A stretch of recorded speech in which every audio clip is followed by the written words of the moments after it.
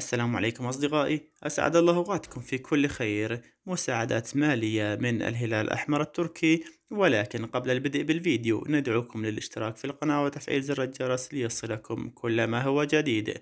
لمرة واحدة فقط منحة مالية إضافية بقيمة 1350 ليرة تركية للعائلات المستفيدين من مشروع صوي كرت الهلال الأحمر التركي، فقط في بعض الولايات التي ضربها الزلزال، وهي ولايتين هاتاي ومرعش، وهذه عن شهر نيسان إبريل. طبعا أصدقائي، فقط هاتاي ومرعش كانت بقيمة 1350 ليرة تركية للعائلات المستفيدين من مشروع صوي. نعم أصدقائي، وفي النهاية وصلنا لنهاية الفيديو، وندعوكم للاشتراك في القناة وتفعيل زر الجرس ليصلكم كل ما هو جديد. دمتم في أمان الله، والسلام عليكم ورحمة الله.